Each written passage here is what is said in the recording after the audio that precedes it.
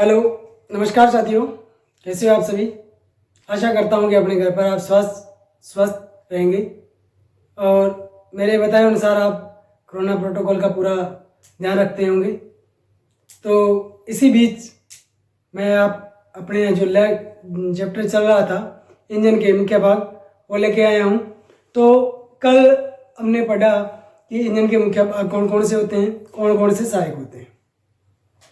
आज कल हमने मुख्य भागों में सिलेंडर ब्लॉक पढ़ा, लाइनर पढ़ा, उसके प्रकार पढ़े, उनकी बनावट देखी कैसी थी, किस प्रकार बनाए जाते हैं, कास्टिंग कौन सी थी, कास्टिंग के सीधे द्वारा बनाए जाते हैं या सेंट्रीफ्यूगल कास्टिंग से बनाए जाते हैं। तो आज हमारा टॉपिक रहेगा सिलेंडर हेड।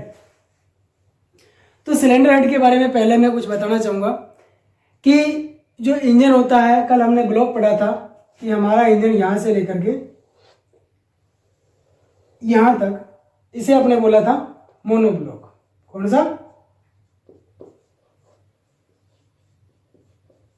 मोनोब्लॉक, जो एक ही कास्टिंग में बनाया जाता है। अब यहां तक ये भाग आ गया। अब हमने पढ़ना है इससे ऊपर वाला भाग जो हम इसके ऊपर लगाते हैं, जिसे अपने बोलते हैं सिलेंडर हेड। तो सबसे पहले सिलेंडर हेड किस धातु के बनाए जाते हैं, तो यहां लिखेंगे धातु, तो यहां लिखेंगे एल्यूमिनियम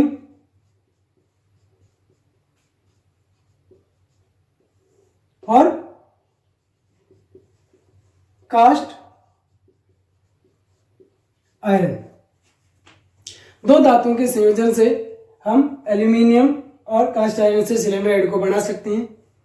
एल्यूमिनियम से बने सिलेंडर हेड के काफ़ी फायदे होते हैं। नंबर 1 तो ये हल्का होता है। नंबर 2 उष्मा संचरण आसानी से हो जाता है। इसमें जो इंजन होते हैं कूल चलते हैं, परंतु इसके कुछ अवगुण होते हैं। जैसे ये खरीदने में हमें पता है कास्ट आयरन की बजाय एल्यूमिनियम हमें काफ़ी महंगा पड़ता है। इसमें खोलते बांधते वक्त काफ़ी सावधानियां बरतनी पड़ती है, क्योंकि इसको जैसे खोलते बांधते हैं तो डिफॉर्मेशन या इसमें विरूपण हो जाता है। तो अभी हमने कल मैं बता के गया था सिलेंडर हेड के प्रकार। सिलेंडर हेड के प्रकार। तो सिलेंडर हेड के प्रकार के अनुसार हमने इसको दो भागों में बांटा, एक मोनोब्लॉक, एक single casting.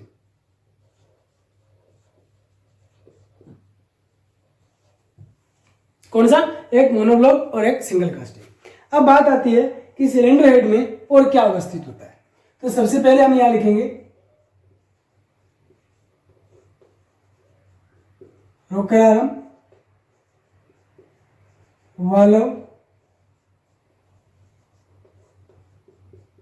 Valve guide, valve seat, और क्या लगाएंगे हम? मैनीफोल्ड, जो हम इसके बाद पढ़ने वाले हैं। मैनीफोल्ड जैसे एग्जॉस्ट और इनलेट। इसके बाद इंजेक्टर या स्पार्क प्लग। ये इतनी चीजें हमें कहाँ लगानी पड़ती है? सिलेंडर हेड में। इसके अलावा सिलेंडर हेड में दहन के लिए एक चेंबर बना होता है। जैसे कि ये सिलेंडर हेड है तो यह एक दहन कक्ष बना होता है। अब जो हमारे डीआई आ रहे हैं उनमें दहन कक्ष इस तरह से कर दिया, इसमें पिस्टन में बना दिया। तो अब प्रश्न ये आता है ये किस तरह से बनता है, तो ये सीधा आ जाएगा। ये कास्टिंग द्वारा या ढलाई द्वारा बनाया जाता है। इसे बनाने में काफ़ी ध्यान रखना पड़ता है, क्योंकि इसमें दहन कक्ष, वाल्व के लिए जगह, valve seat, guide, inlet manifold, exhaust manifold, और पानी के, अगर एयर वाटर कूल्ड है तो पानी के संचरण के लिए रास्ता, अगर एयर कूल्ड है तो हवा को जो सतही क्षेत्रफल बढ़ाने के लिए हमें फिन्स बनानी पड़ती है, वह भी सिलेंडर हेड पर बनाई जाएगी। अब आगे बात आती है सिलेंडर हेड की के कुछ अन्य चीजों की, वो आगे पढ़ते हैं इसके बाद।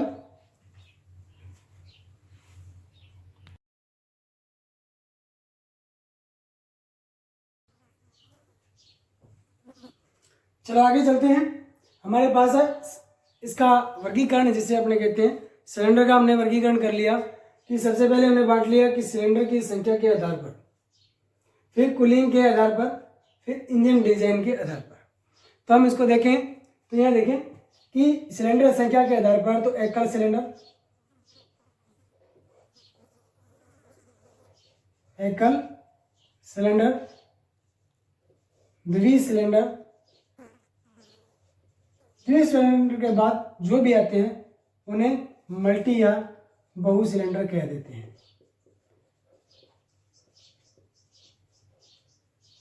फिर आता है कूलिंग के आधार पर। तो कूलिंग के आधार पर हम दो प्रकार से लेंगे, एक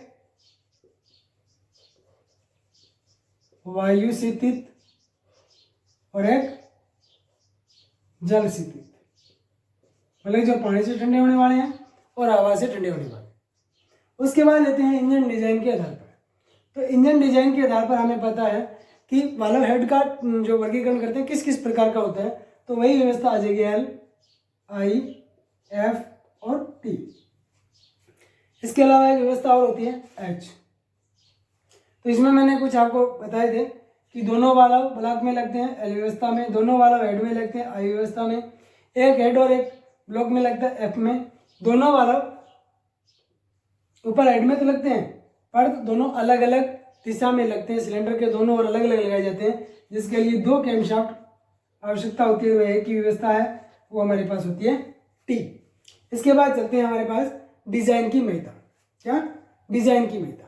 डिजाइन किसकी बात हो रही है? डिजाइन बात हो रही है इसमें बने दहन कक्ष की और सिलेंडर के हेड की डिजाइन की। सिलेंडर हेड को डिजाइन करने से पहले बहुत कुछ बातों का ध्यान रखा जाता है कि नंबर एक, जैसे मैंने आपको बताया, कूलिंग सिस्टम का, वाल्व अरेंजमेंट का। इन चीज़ों के अलावा जो अंदर दहन कक्ष बनाए जाते हैं इनमें डिजाइन की काफ़ी महत्ता रहती है। अब पहले क्या होता था, सिलेंडर हेड में इस तरह का एक कंबशन चैम्बर काट दिया जाता था जिसे अपने कहते थे नॉन डीआई गाड़ियाँ या इंटर गाड़ियाँ। और उसको क्या होता था कि जो कंबशन सेक्शन के दौरान हवा आती थी तो कंप्रेशन में पूरी नहीं दब पाती थी, तो इसके लिए वहाँ क्या व्यवस्था की जाती, अलग से हीटर प्लग का इस्तेमाल किया जाता था। तो वो पावर भी कम पैदा करती थी, सर्दियों में दिक्कत से स्टार्ट होती थी। तो धीरे धीरे सुधार करके यह जो कंबशन चैम्बर था यहाँ से हटा करके यह पिस्टन पे बना दिया गया। अब जितने भी आते हैं उनमें ये पिस्टन इस तरह से होते हैं। अब आगे हम कंबशन चैम्बर के प्रकार पढ़ेंगे तो हम देखेंगे कुछ कंबशन चैम्बर इस तरह से होंगे, कुछ इस तरह से यहाँ बना दिया, तो या कुछ यहाँ इस तरह से ये बना गए। तो ये अलग अलग डिजाइन क्यों दिए गए? हमें पता है जो हवा या मिक्सचर आता है, चाहे पेट्रोल इंजन है चाहे डीजल इंजन है, उनमें जो दहन के लिए एयर आती है, अगर डीजल की बात करें, जैसे ही हवा है इसमें, अगर हवा सीधी अगर यहाँ एक भंवर पैदा नहीं होता है तो जो फुहार करने वाला डीजल है या ईंधन है वो सीधा इसके बाहरी भाग में संपर्क में आएगा और पूरा वहीं जल जाएगा, पूरी पावर पैदा नहीं कर पाएगा, तो अधजला मिश्रण बाहर आएगा। इसलिए इस हवा में एक भंवर पैदा होना, जिसे स्विरल कहते हैं, तो वो पैदा होना ज़रूरी होता है। इसलिए इसका डिज़ाइन काफ़ी अलग रखा जाता है।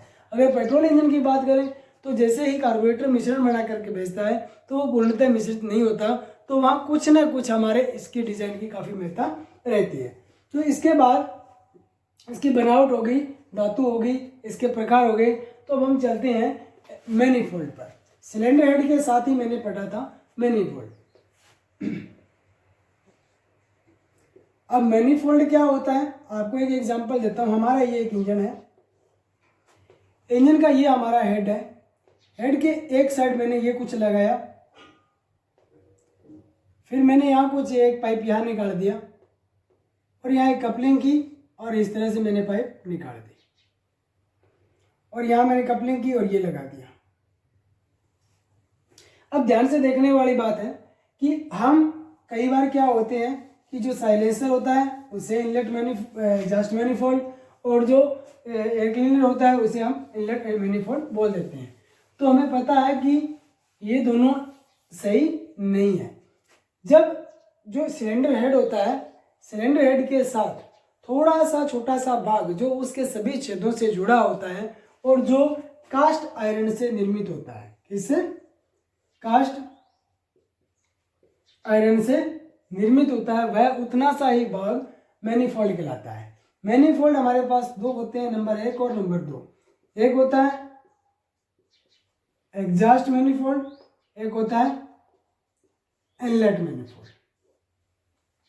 अब इनलेट मैनीफोल्ड के साथ क्या क्या जुड़ा होता है? इनलेट मैनीफोल्ड कास्ट आयरन से निर्मित होता है सिलेंडर हेड के जहां से हवा अंदर प्रवेश करनी हो उस तरफ जुड़ा होता है। इसके अग्र सिरे पर, पीछे का सिरा कहाँ जुड़ गया? सिलेंडर हेड के साथ नट बोल्टों द्वारा एक गैस्केट लगा करके इसको फिट कर दिया जाता है। दूसरा सिरे पर इसके साथ नट बोल्टों से एक एयर क्लीनर लगाया जाता है, एयर क्लीनर से शुद्ध हवा सिलेंडर हेड में जा सके। अगर ये किसी कारणवश लूज रह जाता है, इसमें कुछ कमियां आती है, लूज रह जाता है तो बैक प्रेशर बढ़ जाता है, पूर्णतः हवा नहीं जा पाती, धूल मिट्टी अंदर जाएगी, तो इनलेट मैनीफोल्ड का ये इतना ही काम हो गया। एग्जॉस्ट मैनीफोल्ड की बात करें तो एग्जॉस्ट मैनीफोल्ड के लिए इसका एक सिरा सिलेंडर हेड के एग्जॉस्ट वाल्व की तरफ जहां से धुआं और दगदग गैसें बाहर निकलती है वहां से हम इसको जोड़ देते हैं। दूसरे सिरे पर टेल पाइप और मफलर जोड़ा जाता है। क्या? मफलर। और मफलर को अपने हमारी भाषा में क्या कहते हैं? साइलेंसर। और साइलेंसर का क्या काम होता है कि जो आवाज आती है उसे कम करना, और आवाज के साथ कुछ जली हुई गैसें, चिंगारियां, स्प्लिटर आ जाते हैं, उन्हें भी कम करना। तो इसका काम होता है क्या? आवाज को कम करना और जली हुई गैसों के साथ कुछ जले हुए कण जो बाहर आते हैं उन्हें कम करना। इसके बाद जैसे मेरा ये साइलेंसर यहाँ से कुछ पाइप गई, यहाँ हमने इतना बड़ा एक ड्रम लगा दिया जिसे हमने बोला मफलर, और ये जो अंतिम सिरा है ये होता है टेल पाइप। इसके बाद इनकी बनावट आ गई एग्जॉस्ट मैनीफोल्ड। अब करते हैं सिलेंडर हेड की इसी के साथ चर्चा कि सिलेंडर ब्लॉक के साथ सिलेंडर हेड को कसने के लिए हम एक हेड गैस्केट का प्रयोग करते हैं, क्योंकि उसके साथ हमने पढ़ा अभी कि गैसें लीकेज नहीं हो। दूसरा, गैसें लीकेज के अलावा अगर किसी कारणवश उसमें अगर एयर कूल्ड है तो वहाँ से पानी लीकेज की संभावना बनी रहती है, तो उसे कम करने के लिए हमें इसे कसना चाहिए। दूसरा, सिलेंडर हेड को कसने के समय कुछ सावधानियां बरती जाती है कि सिलेंडर हेड इस तरह से, मान लेते हैं एक डिजाइन किया हुआ एक भाग है, इसमें कुछ इस तरह से नट बोल्ट लगे हुए हैं, तो हमें हमेशा इस क्रॉस में ही नट बोल्ट को कसना चाहिए और इसी क्रॉस में ही ढीला करना चाहिए। बीच वाले जितने भी नट बोल्ट हैं इन्हें बाद में ढीला और टाइट करना चाहिए, कि अगर हम इसको ऐसा नहीं करते हैं तो इसमें कुछ बेंडिंग आ जाएगा, और ये बेंडिंग जो हम पढ़ते हैं 0.05 mm से अगर अधिक हो, क्या जो इसका तिरछापन होता है, टेढ़ापन होता है, वो अगर 0.05 mm से अधिक आ जाए तो इसे हमें ग्राइंड करवा करके, फिनिश करवा करके दोबारा काम में लेना चाहिए।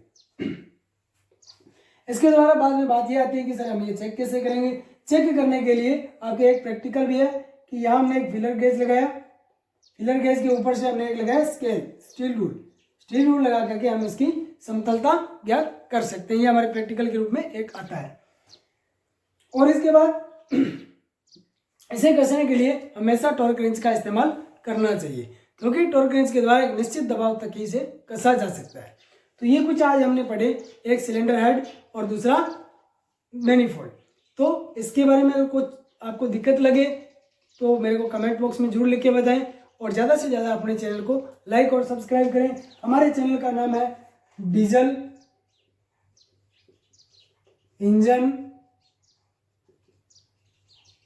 थ्योरी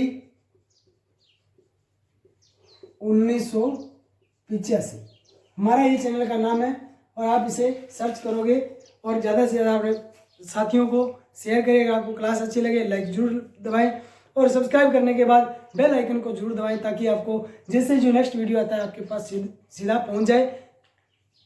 जय